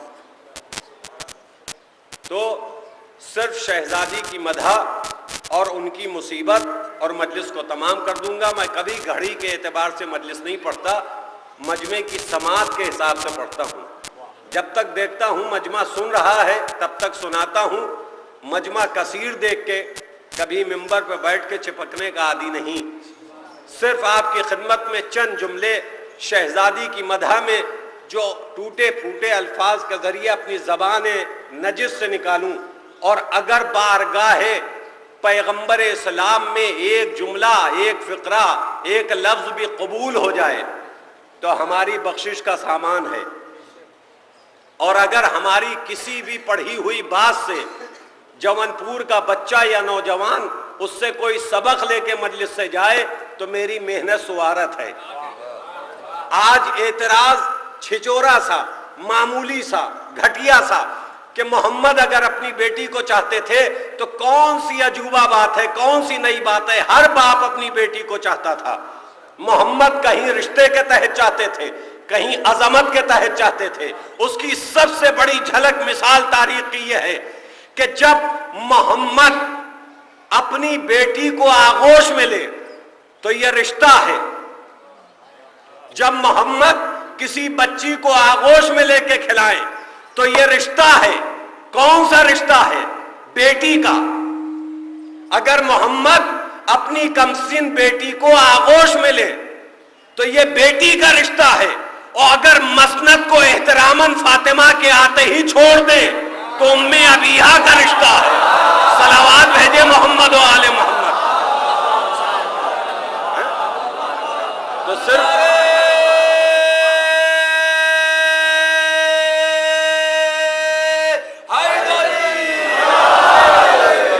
भाई मैं अपनी भी मजबूरी बयान कर दूं, आपकी भी मजबूरी आप ही से बयान कर दूं ताकि आपका दिल हल्का हो जाए कि सेपहर की मजलिस अच्छे से अच्छे खतीब, अच्छे अच्छे जाकिर, अच्छे अच्छे आलिम, दुनियावी हिसाब से मैं कह रहा हूं, आखिरत के हिसाब से नहीं, सवाब के हिसाब से नहीं, फजीलत के हिसाब से नहीं, अजमत के हिसाब से नहीं, समाजी हिसाब से। जो लोग कहते हैं उनकी मजलिस बहुत कामयाब रही, तो किसकी मजलिस डल रही? अगर जिक्र अहले बैत किया तो किसकी मजलिस डाउन रही? अगर मजलिस थी तो सब अफजल थी। बस अंदाजे जाकरी, अंदाजे खिताबत, गोशे पेश करने का अंदाज की तारीफ मजमा करता, उनका अंदाज अच्छा था। उन्होंने जो पढ़ी अपनी बात में खुद उलझ गए। जैसे बहुत से लोग जल्दी से पतंग बढ़ा लेते हैं, डोर उलझ जाती है तो पतंग समेट नहीं पाते। वैसे ही कुछ लोग होते हैं जो अपना मैटर मिंबर पे इतना आके फैला देते हैं कि आखिर में देखते हैं कि टाइम हो गया, सुलझा नहीं पाते। मगर सिर्फ फजीलत फातिमा, तमहीद मुसीबत के लिए उलमा ने, पढ़े लिखे लोगों ने, बुजुर्गों ने यह कानून बनाया है कि जिसकी मुसीबत बयान करना है उससे पहले उसकी फजीलत बयान की जाए ताकि मजमा ज्यादा रो सके, ज्यादा पुरसा दे सके कि इतनी अहमियत वाली बीवी, इतनी बाफजीला शहजादी, उस पर ऐसी मुसीबतें। तो सिर्फ मसाइब की तमहीद में फजाइल ज्यादा सहमत नहीं देना है। अब फातिमा उम्मे अबिया है। किसने कहा? रसूल का इरशाद, शक करे तो काफिर हो जाए, जहन्नमी हो जाए, जन्नती ना हो, मुसलमान ना कहलाए, दायरे इस्लाम से, ईमान से खारिज हो जाए। मासूमा के लिए क्या कहा मासूम ने? बाप कह रहा है। फातिमा उम्मे अबिया है, फजीलतों में अपने बाप की माँ है। इस मजमे में कोई बुजुर्ग कमसिन बच्ची को आगोश में लेके बैठे और मजलिस सुने, अगर मैं मिंबर से पूछूं ये आपकी माँ है तो आस्तीने चढ़ा लीजिएगा। होंगे खतीब अहले बैत के बेटे, होंगे आप सैयद, आपको इतनी तमीज नहीं कि मेरी रीशा मुबारक सफेद है, मैं बूढ़ा हूं, मैं ज़ईफी के आलम में हूं, ये बच्ची है, मेरी माँ कैसे हो सकती है? अल्लाह अकबर। कोई बच्ची आपकी आगोश में आए, अगर मैं माँ के रिश्ते से याद करूं तो आपको बर्दाश्त नहीं। पैगंबर अपनी बेटी के लिए कह रहे हैं मेरी माँ है, रिश्ते में नहीं, फजीलत में। जमाना क्या समझा कि मोहम्मद की बेटी माँ कैसे हो सकती है? अरे कायनात में दो बेटियां ऐसी मिली जो अजमत में बाप से अफजल नजर आई, या मोहम्मद की बेटी फातिमा या अली की बेटी ज़ैनब, या अली की बेटी ज़ैनब। उलमा तशरीफ फरमा है, मेरे बुजुर्ग बैठे हैं, आप इनसे तस्दीक करवा सकते हैं। किताबों में उलमा ने दर्ज किया है असल नाम, सही नाम ज़ैनब किसका? मोहम्मद की बड़ी नवासी का, मौला अब्बास की बड़ी शहजादी का, हसन और हुसैन की बड़ी बहन का, अली की बड़ी दुख्तर का, फातिमा की बड़ी जाई का। ज़ैनब किसकी जीनत? अपने बाप की जीनत। अब उसकी समझ में अली क्या आएंगे, उसकी समझ में सैयदा क्या आएंगी? کی سمجھ میں آج تک بی بی زینب نہ آ سکی.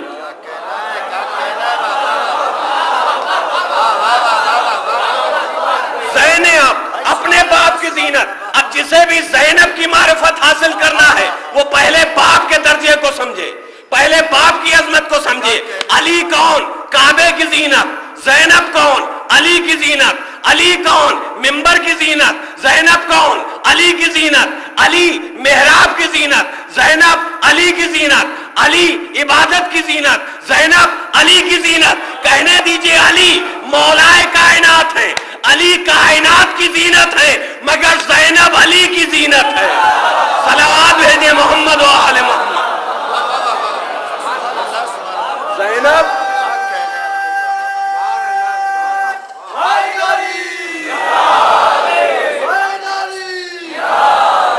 مولائے کائنات علی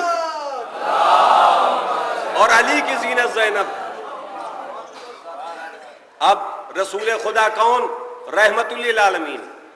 طٰہٰ, یاسین, مزمل, مدثر, حبیب, سب کچھ سارے القاب کے باوجود رحمت للعالمین, عالمین کے لیے رحمت. داماد مولائے کائنات.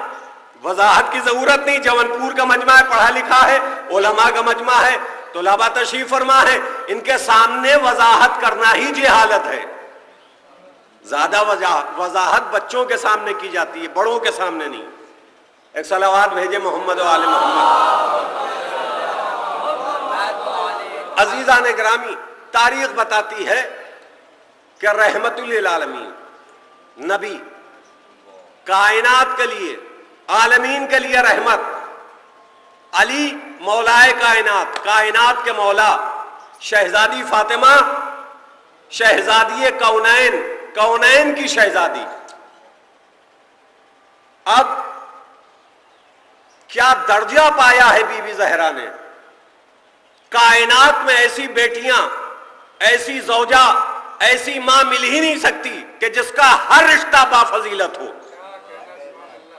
آج اگر کوئی عالم دین ہے, اس کا بیٹا بھی پڑھ لکھ کے عالم بنا تو تعریف ہوتی ہے باپ کی سیرت پہ چل رہا ہے, باپ کے نقش قدم پہ چل رہا ہے. بہت سے ایسے بھی باپ ہیں کہ بظاہر کسی وجہ سے نہیں علم حاصل کر پائے دین کا, عالم دین نہ بنے, مگر بیٹے عالم دین نکلے اپنی کوشش سے, باپ ماں کے سکھائے سے. تو اب جب عالم کی عزت ہے تو لامحالہ مجبور ہے عالم کے باپ کی بھی عزت کرنے پر. اور پھر کسی کی کرے نہ کرے, اس کی ہم ضرور کریں گے کہ اسی عالم کی جنت جس کے قدموں کے نیچے ہو. ٹھیک ہے اگر نہ بھی عالمہ ہو عالم کی ماں, تو اس عالم کی جنت ماں کے قدموں کے نیچے ہے. دیکھیے میں کچھ کہنے جا رہا ہوں. آج لوگ کہتے ہیں کہ ماتم کر لینے سے جنت, عزاداری سے جنت, عمل ہو نہ ہو جنت. جنت کے ٹھیکیدار تم نہیں ہو, اللہ کا قانون ہے. ہماری جنت ہمارے ماں کے پیر کے نیچے ہے. جملہ کہوں اگر کسی کو بار نہ لگے بھی تو شہزادی کی خوشنودی کے لیے پڑھتا ہوں. مجمع راضی ہو نہ ہو, شہزادی راضی ہو جائیں. ملا کی ٹوپی کے نیچے جنت نہیں, ہماری جنت ہمارے ماں کے قدموں کے نیچے ہے. ہم غیر معصوم, ہماری ماں غیر معصومہ. جنت ماں کے قدموں کے نیچے. ہم نے نماز پڑھی, ہم نے روزہ رکھا, ہم نے حج کیا, ہم نے زکوٰۃ ادا کی, ہم نے خمس نکالا, سب کچھ بیکار اگر ماں راضی نہیں. اللہ اکبر. اے مسلمانوں اوقات پہچانو, ہماری ماں غیر معصومہ اگر ہم سے ناراض ہو تو ہماری نماز قبول نہیں, جس سے حسین کی ماں ناراض ہو.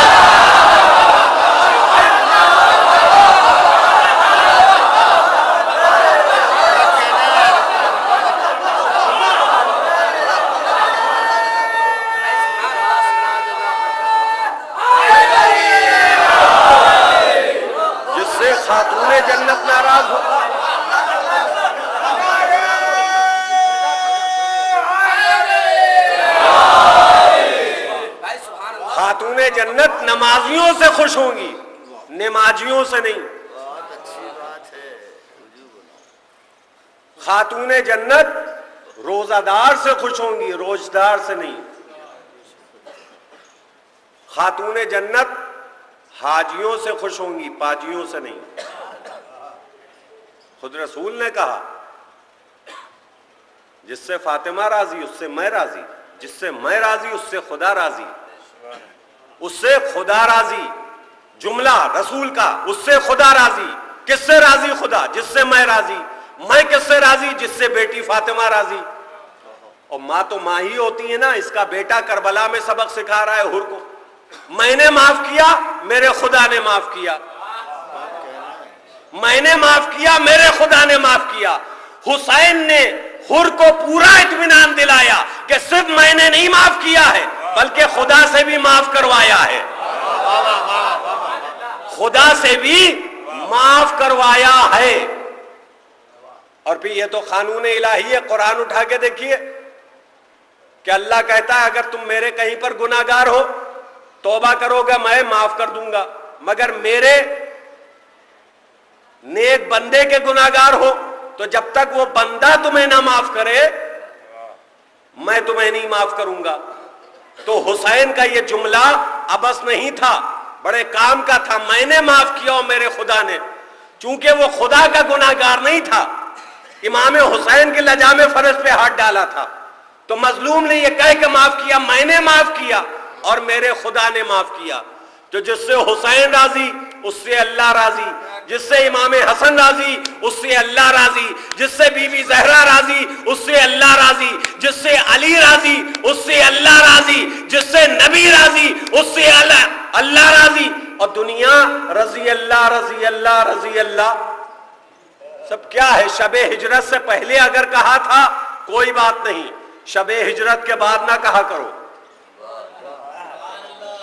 اگر تم نے اپنے والے کو رضی اللہ لکھا یا ٹائٹل دیا یا کہنا شروع کیا اللہ راضی ہو جائے تو شب ہجرت سے پہلے کہا تھا تو میں معاف کرتا ہوں، اگر واقعی شب ہجرت پڑھ کے کہا تو ناجائز ہو، اس لیے کہ جب اللہ اپنی مرضی علی کو دے چکا تو اب اللہ کیا راضی ہوگا؟ علی راضی ہو جائے۔ صلوات بھیجے محمد و آل محمد۔ علی کو راضی ہونا چاہیے۔ عزیزوں، یہ بی بی زہرا کا معجزہ ہے، یہ اہل بیت کے گھرانے کا ہے، ذکر کسی کا چھیڑو پنجتن میں نام آنے لگتے ہیں۔ ظاہر سی بات ہے جب زوجہ کا ذکر ہوگا تو شوہر کا نام آئے گا، جب نبی کا ذکر چھڑے گا تو علی یاد آئیں گے، اور پھر حسنین ضرور یاد آتے ہیں۔ تو کہنے کا مقصد یہ ہے کہ آج لوگ ایک اعتراض اور کرتے ہیں